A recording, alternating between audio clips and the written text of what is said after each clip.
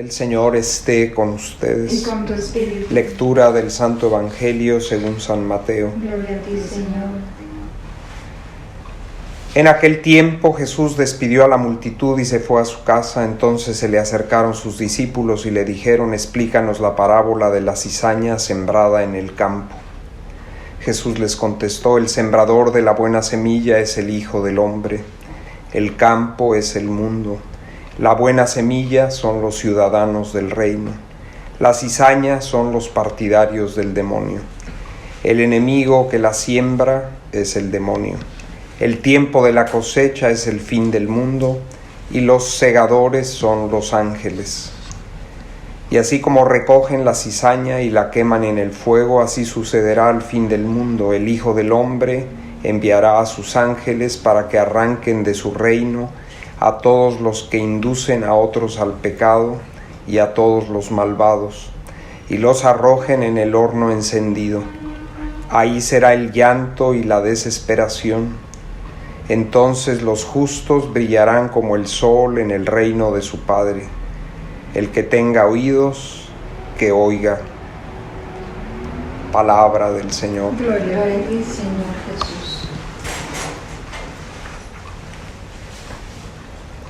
Esta parábola del trigo y la cizaña y de cómo van a ser separadas.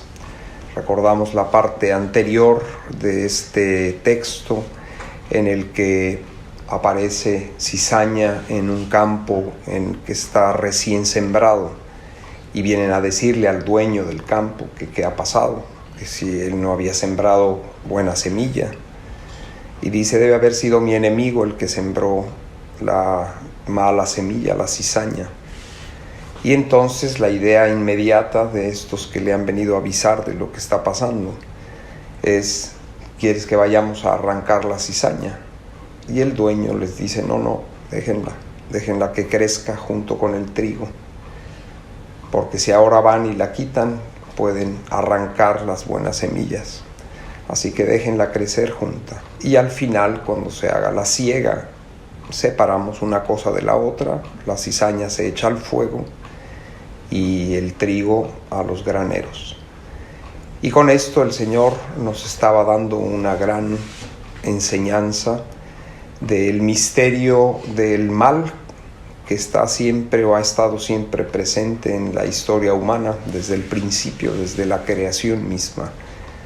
Porque antes, no olvidemos, antes de la creación del hombre, Dios creó a todos los espíritus del cielo y los puso a prueba. Los espíritus del cielo son también seres inteligentes, dotados de voluntad y llamados a la comunión con Dios. Y estos seres inteligentes puestos a la prueba, dicen los santos padres de la Iglesia, fue el misterio de la encarnación del Verbo, que aún no se había realizado, pero el Señor les hizo ver anticipadamente este misterio. Y ante este misterio, una parte de los espíritus del cielo, encabezado por Satanás, dijo: no lo vamos a servir, a ese Dios hecho hombre no lo vamos a servir. Y es interesante todo eso, porque no solo interesante, sino que debe corresponder a la verdad de lo ocurrido, porque después encontraremos en la Escritura que nadie puede ir al Padre sino por Él, por medio de Él, por Cristo. No hay otro camino. Yo soy el camino y la verdad y la vida. Así que para que una criatura pueda ir de su condición de criatura y llegue a ser una sola cosa con Dios, es decir, sea abrazada y consumada en la unidad con Dios, esa criatura tiene que dar un salto del orden de la naturaleza creada al orden del Dios increado. Esto es un salto infinito. Pero para esto fue que fuimos creados los seres inteligentes. Fuimos creados para tener participación en la vida de Dios. Para que esto pueda darse, hace falta un puente, porque nosotros no tenemos la fuerza para poder saltar de nuestra condición de criaturas y entrar en el misterio de Dios, y mucho menos ser familiares de Él. Tiene que ser Él el que establezca el camino para poder dar este paso y llegar a la unidad con Él. ¿Y quién es este camino? No conocemos el camino. Yo soy el camino y la verdad y la vida. Así que para los espíritus del cielo, este tema de este paso de su condición superior a la nuestra, porque son puramente espirituales, pero de este paso de su condición de la participación en la vida divina, requería un mediador. Y ese mediador establecido por Dios, no lo estableció Dios, no estableció a un ángel, sino estableció a un hombre, inferior a los ángeles por naturaleza. Y cuando los ángeles, unos de ellos, vieron esto, ¿qué va? A ese non serviam, no los serviremos. Así que son ángeles caídos desde antes de que el hombre sea creado. Ya para la creación del hombre, apenas el hombre es puesto en la altura en la que fue puesto, dotado de la gracia de Dios y de la voluntad divina, hecho hijo de Dios, como habían sido hechos ellos. No habían hecho ningún mérito para ser lo bellos que eran, lo santos que eran, pero tenía que ser igual que los ángeles puesto a la prueba, y en esa prueba el Señor se sirve de estos ángeles caídos, envidiosos, que quieren obstaculizar la obra de Dios, que no han aceptado, y sobre todo no han aceptado al hombre.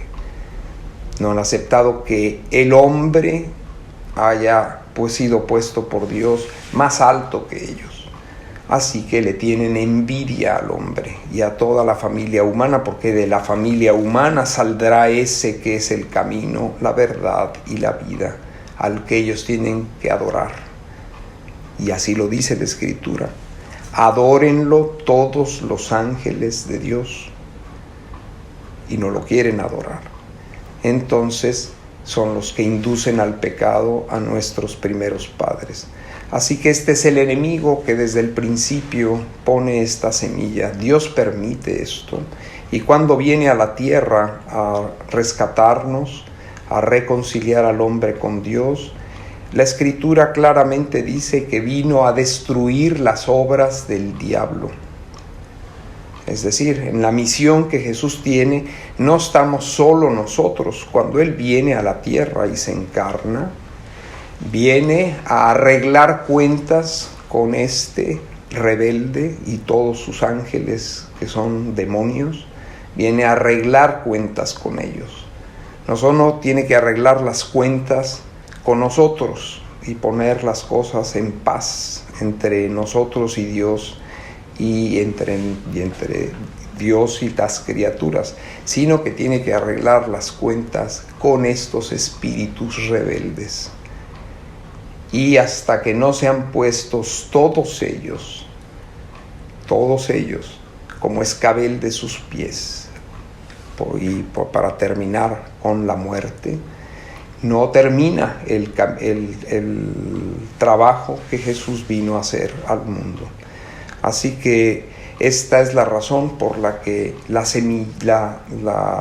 cizaña está sembrada en medio de nosotros.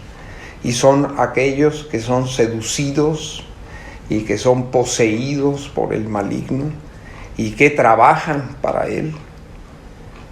Y el Señor dice: no, déjalos, que Él es más grande que eso. Es el mal, entre comillas. No es una realidad, es el vacío de bien. El mal no es una cosa que tenga sustancia. El mal es el vacío del bien, el vacío de la verdad, el vacío del amor, el vacío de la virtud. Es obscuridad. La obscuridad no es nada. Lo que es la luz. Cuando se hace en la luz una burbuja en la que a la luz no se le deja penetrar, ahí hay tinieblas, pero no son nada. Es como si hacemos una burbuja de aire en el mar. ¿Qué es lo que hay?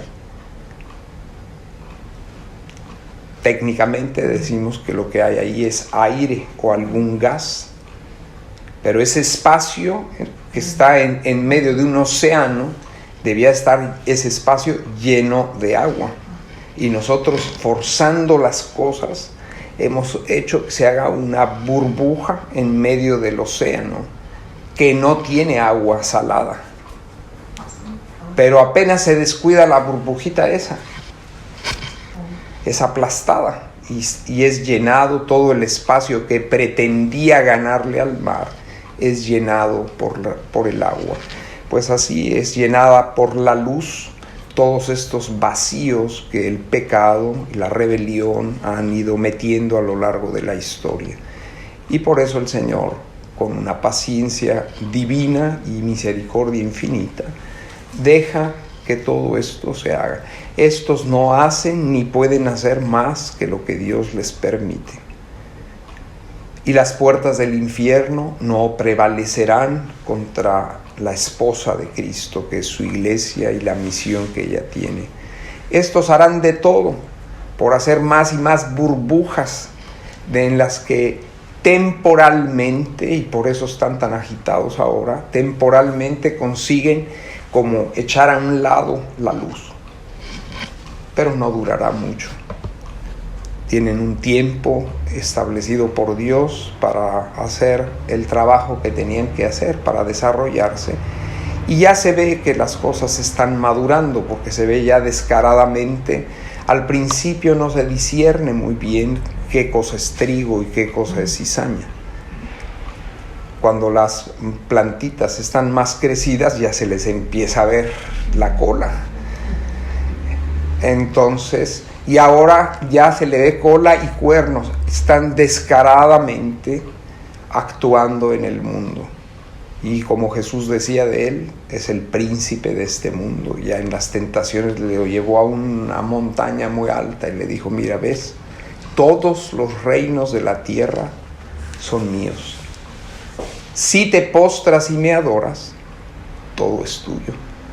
Esto es lo único que anda buscando este diablo miserable, un acto de adoración. Con esto, él queda conforme. Él sabe que su final es terrible y que su final es de condenación eterna. Pero mientras Dios en su providencia le ha dado tiempo, Él tratará hasta el último momento de quitarle lo que Él más quiere, lo que Dios más ama, que son sus hijos y sus hijas. Apartarlos de Él. Y si no se los puede llevar al infierno, pues hacer que vivan en pecado en sus vidas, para que en lugar de darle la gloria a Dios, de dejar crecer la vida de Dios, la virtud, la santidad en sus almas, crezcan los vicios, aunque sepa que al final los va a perder y Dios se los va a arrebatar, pues hace todo lo que puede, porque todos los momentos, lo que no quiere es que la voluntad eterna de Dios extienda en sus hijos e hijas el reino de Dios, y lucha con todas sus fuerzas, pero no va a ganar, y Él lo sabe. Así que como el tiempo se le acaba, porque cada día que pasa está más cerca esa fecha que solo Dios conoce, que Dios ha puesto como límite.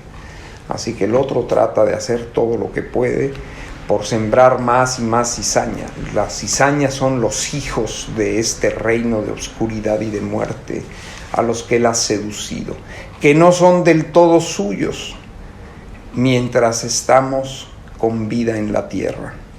Cualquiera de esos hijos que son cizaña pueden convertirse en trigo por la gracia de Dios. Porque no se refiere a los demonios, esos ya no tienen conversión ni arreglo, se refiere a los hombres que están colaborando en la obra del maligno. Pero todos ellos, el diablo no los tiene asegurados como miembros de su equipo, sino que están en peligro también de ser conquistados por Dios. Y esta es la gran batalla que se está viviendo y que se hace cada vez más descarada, más abierta, más fuerte. Pero el Señor triunfará.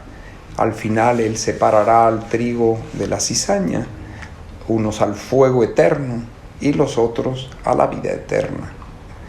Le pedimos al Señor que aunque alguna vez seamos un poco cizaña por nuestras debilidades y pecados y fragilidad, que siempre Él, con su gracia, nos reconcilie con Él y nos haga vivir de voluntad divina, para que podamos ser instrumentos de conquista de estos tesoros suyos, que son tantos hombres y mujeres que Él quiere a salvo y que ahora no lo conocen o están lejos de Él. Que así sea.